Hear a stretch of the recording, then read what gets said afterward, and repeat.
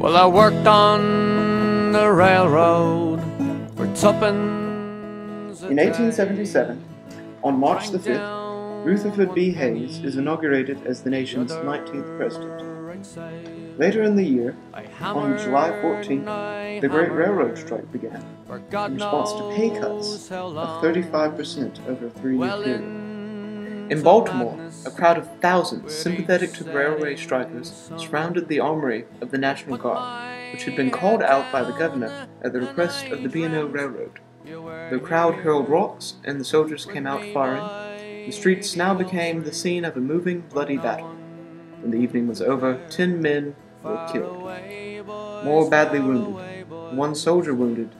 Half of the 120 troops quit, and rest went to the train depot, where a crowd of 200 smashed the engine of a passenger train, tore up tracks, engaged the militia again in a running battle. Strikes were occurring almost every hour. The great state of Pennsylvania was in an uproar. New Jersey was afflicted by a paralyzing dread, and New York was mustering an army of militia. Ohio was shaken from Lake Erie to the Ohio River. Indiana rested in the dreadful suspense, and Illinois, and especially its great metropolis Chicago, apparently hung on the verge of a vortex of confusion and tumult. St. Louis had already felt the effect of the premonitory shocks of the uprising. Robert A. Amon was the leader of the railroad strike by way of being leader of the union that instigated the strike.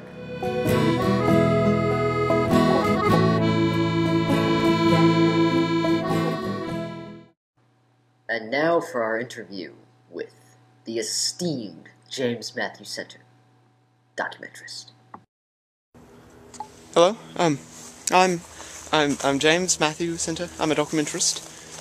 I make documentaries with this brand new video box. Here today we are going to be interviewing one of the American rail workers. Now, recently they have gone on strike, and I want to see how it goes. Huh? Let's see if we can meet him now. There he is. Hello, sir. Sir, a moment, please. Could I? It'll only take a moment, please, sir. If you could Miss my swing, man. I apologize. Get on! The Yankees going to. Yankee! What the hell are you talking to, man? I'm a dog. How long? Well into madness with each setting sun. Okay, so I'm here again. We're going to try and work with our railroad friend again. This time I'm going to try and appease him with a bit of money. I've heard that a monetary donation is sometimes appreciated by these railroad types. Sir, I apologize. Really, it was completely my fault. I shouldn't have called you a Yank. I understand now the differences. Would you accept a donation, perhaps? Well, my friend, I've been much obliged for a donation from you. Yes, sir. Thank you very much. Yep, that's... I can give myself a nice glass of whiskey Yes, and sir. maybe enjoy this afternoon. Very good, sir. Now, about those questions that I was going to ask you. Alright, now ask away. Alright, could you... I've recently heard that there has been a strike going on, your wages were cut, and there was a big to-do over it. Would you mind explaining some about that? And I can tell you what I know about that situation here. Yes, sir. We gotta keep brief, though. That boss takes me talking to you, I might lose my job. And then, man, you really in for it. This hammer gonna meet your damn face. Oh, no, let's not try that again, sir. Calm down here for a moment. Yes, sir. Alright, well, see.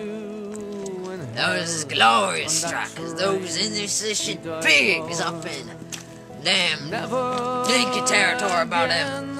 I'm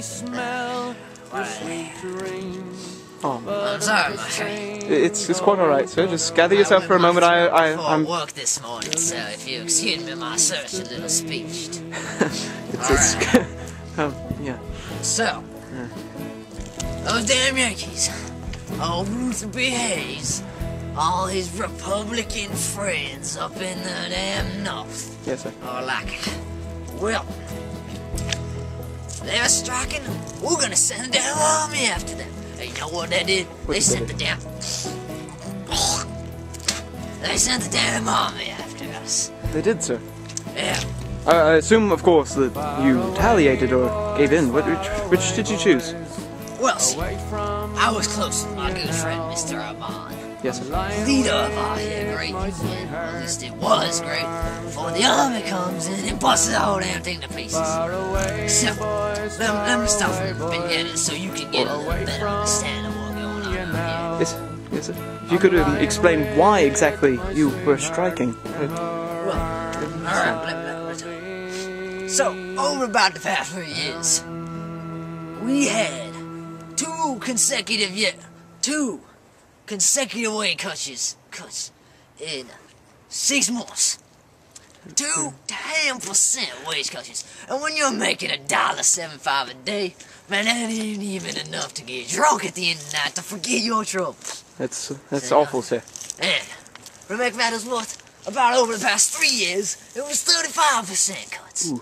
$1.75 a day, man. I can't even feed my kids for that damn much. Oh my, that's awful. How many children do you have exactly?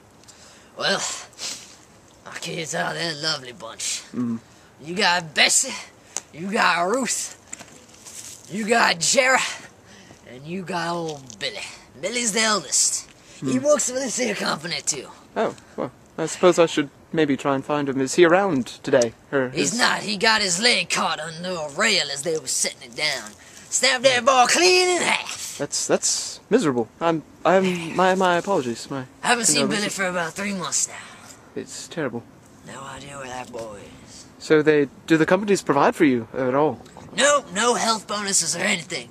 He broke his leg. You know what that company did for him? What did they do? They fired him on the spot. It's terrible. And They didn't even give him any money for his damn leg. He lost his leg. Well, this here company, they didn't give shit for him. that's just awful. I'm afraid we're running out of time. Is there anything else that you'd like to say to us? Ask me a question, I'll give you an answer. Yes, sir. I heard that there might have been some buildings lit on fire. Could you... Well, thanks to Liberty, the Library of Congress. We torched this old building where a bunch of soldiers and militiamen were hiding out. So we torched this big building. Oh, no. So I am no murderer. I took no part in the torching of this damn building. All sons of bitches knows what they got. I ain't no murderer. Alright, so here's what happened here. We torched this one little building, right? And how were we supposed to know the wind was blowing that day? And we nearly burned down half the whole damn town. And that sure as hell pissed the citizens off. Because you know what? We had the citizens' support. They were stoning the guards and the police. And you know what the police were like? Man, we don't even want to get involved with these people. Them southern folk, they're too strong. Now the Irish ain't too bad. But them damn Chinamen better stay the hell out of my here working place. They coming in by the dozen, accepting 10 cents a day. Man, I'll cave in the damn chest of my here. It's a hammer.